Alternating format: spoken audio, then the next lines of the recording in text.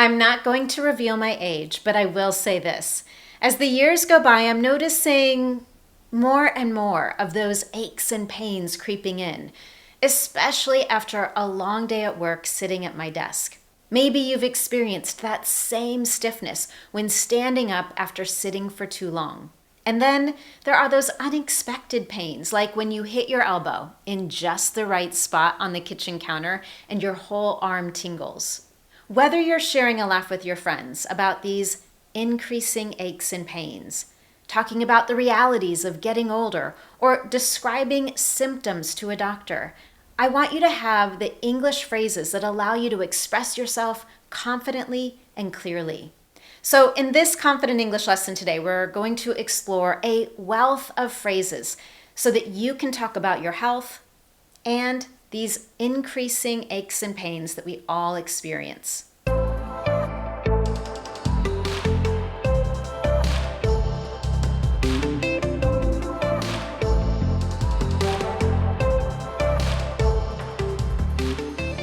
Before we go any further, if this is your first time here, welcome.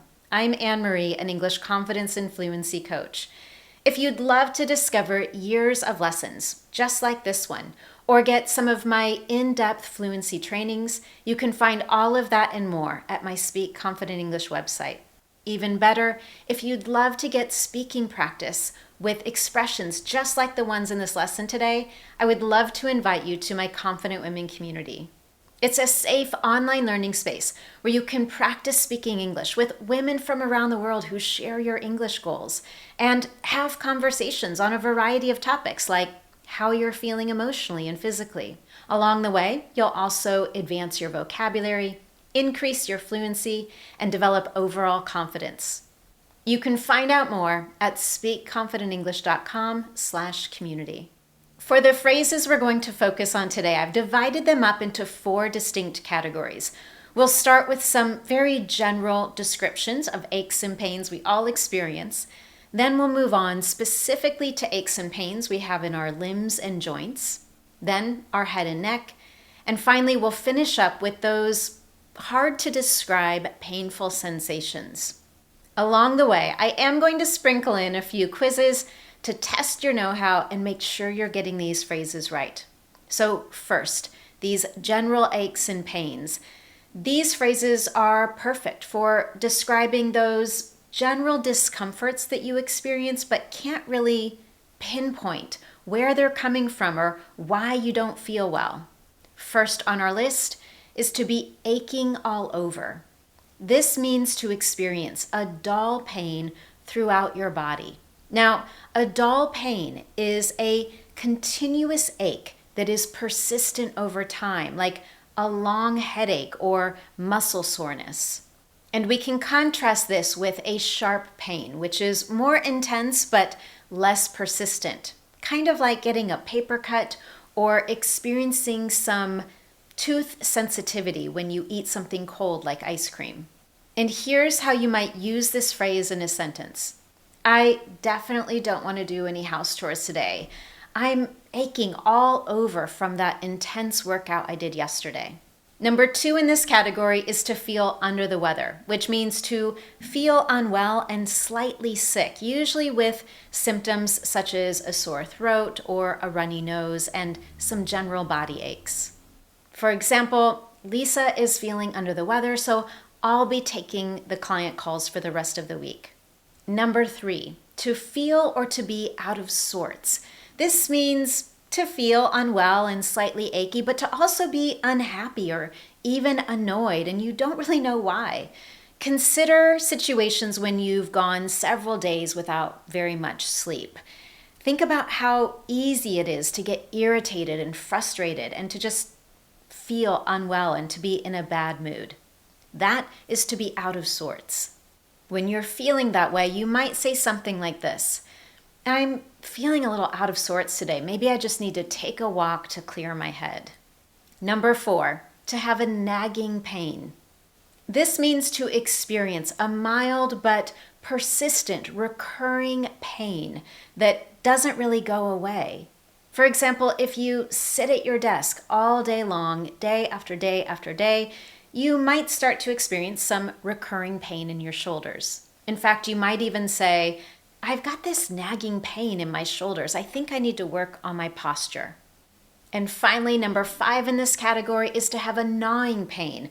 This is very similar to a nagging pain, except that it's more intense. It's a pain that you cannot ignore. It's recurring, it's persistent, and you may need to seek some medical attention. In fact, quite often, this phrase is used to describe persistent pain that feels a little bit like burning, specifically in your abdomen or stomach. If, for example, you wanted to use this phrase when describing this pain to a medical professional, you might say, my daughter's been experiencing some gnawing pain in her stomach for the last few days, and she hasn't been able to eat anything. Okay, before we go on to the next section, I want to do a quick quiz. I'm going to share a scenario with you, and I want you to choose from these 3 options. Which one best describes this scenario? Lisa doesn't feel like herself today. It's not a deep pain, and she's not getting sick. It's just feeling a little bit off. Which phrase best describes that situation? If you selected B, to be out of sorts, you're exactly right. She's not feeling deep or sharp pain. She's not really sick. It's just this general sense of being unwell and maybe a little unhappy or irritated. Now let's move on to our second section with aches and pains we experience in our limbs, for example, our arms and legs, and our joints, where 2 bones meet, like elbows, wrists, and knees. These expressions are particularly useful when you need to explain an injury, or if you need to describe that a body part just isn't working quite right, perhaps due to an accident, some physical activity, or sitting for too long. The first one is to say that something, a limb like your arm or your leg, fell asleep. If your arm falls asleep, it means that you experience some numbness or lack of feeling in your arm, usually because it's been in the same position without movement for too long. For example, let's say you and your friends have been sitting around chatting, and then everyone stands up to walk into another room, and you say, oh, hold on a minute, my leg fell asleep from sitting on the floor for too long. Next is to pull a muscle. This means that you've injured a muscle due to stretching too far, resulting in pain in that muscle. For example, the doctor told Carrie to rest for a few days after she pulled her calf muscle during a morning run. Number 3 in this section is to get a Charlie horse. This means to get a sudden painful cramp in a muscle, for example, an arm or a leg muscle. A cramp is when your muscles painfully tighten. And if we were to use this in a sentence, we could say, some people get a Charlie horse in their leg while sleeping, and the pain wakes them up. Number 4 is going to take us back to the beginning of this video when I talked about hitting your elbow in just the right spot, to hit your funny bone. This means to accidentally hit a nerve on the outside of your elbow that results in a tingling or burning sensation throughout your arm. And quite often, we use this expression in the moment that we hit our elbow and experience that pain. For example, if I hit my elbow on the door frame, I might say, oh, I just hit my funny bone on the door frame and now my arm is tingling. Number 5 is to have a glass arm, which means to have an arm that has become stiff and sore after repeated use. For example, after years of repetitive tasks at the factory, she developed a glass arm that often ached. Number 6 on our list might take you back to some memories of learning to ride a bike when you were a child. To skin one's elbow or to skin one's knee. This means to scrape off some of the skin that may result in some bleeding. For example, my son skinned his knees when he fell off his bike at the park. Number 7 is very similar, but rather than focusing on elbows and knees, we're focused more on our limbs, our arms and our leg, to scrape one's arm or to scrape one's leg. This means to create a shallow wound due to removing or tearing some of the skin. For example, I could say, I scraped my arm against a rough brick wall while carrying some heavy boxes. And now, number 8, to stub one's toe. This means to accidentally hurt your toe by hitting it against something. For example, this morning, my husband stubbed his toe on the coffee table while rushing out the door to work. And the last one for this category is to twist one's ankle. This means to hurt your ankle by suddenly twisting it or pulling it awkwardly. For example, Ella twisted her ankle during her basketball game and had to sit out for the rest of the week. Now it's time for section 3, where we'll talk about the discomforts and pains we feel in our head, neck, and throat. These expressions are helpful when you need to describe a headache or a sore throat to a friend, coworker, or a physician. And the first one is to say that something, your head or your neck, is throbbing. This means to experience a strong, intense, pulsating pain in a part of your body, particularly the head or neck. For example, if you've ever experienced a migraine, you might say, "My head is throbbing. Can you please turn off the lights?" Number 2 on our list is to bump one's head, which means to accidentally hit your head on something. For example, I bumped my head while cleaning the windows this weekend. Now, if you've bumped your head particularly hard, you might use this next expression, to see stars. We use this to say that you're seeing flashes of light before your eyes after hitting your head. For example, if I were to describe this to a doctor, I might say, I slipped down some stairs, hit my head, and immediately began seeing stars. Next on our list is to have a kink in one's neck. This means to have some discomfort in the muscle or joint in your neck, often resulting in stiffness or limited mobility. For example, we might say, Jean has a kink in her neck and had to turn her whole body to see the screen. Number 5 is the room or my head is spinning. What this means is that you feel dizzy or you feel like everything around you is spinning. If you're experiencing some dizziness, you might tell someone, my head is spinning, I need to sit down for a moment. Or the room started spinning when I stood up too fast. Number 6 is to have a splitting headache. We use this to describe an intense, painful headache that makes it difficult to focus. For example, Oksana had to close the curtains and turn off the lights due to her splitting headache. Number 7 is to have a frog in one's throat. This means that you have a difficult time speaking because your throat is dry or hoarse. For example, Dylan tried to present in the meeting, but had a difficult time because he had a frog in his throat. Number 8 on our list is one you might already be familiar with. We use this often anytime we have the common cold, to have a sore throat. We use this to describe the experience of having a painful, scratchy feeling in your throat that is often worse when you try to swallow. And in a sentence, we might use it like this. I've been drinking some honey lemon tea to help soothe my sore throat. And our final one for this category is to sleep wrong or to have slept wrong.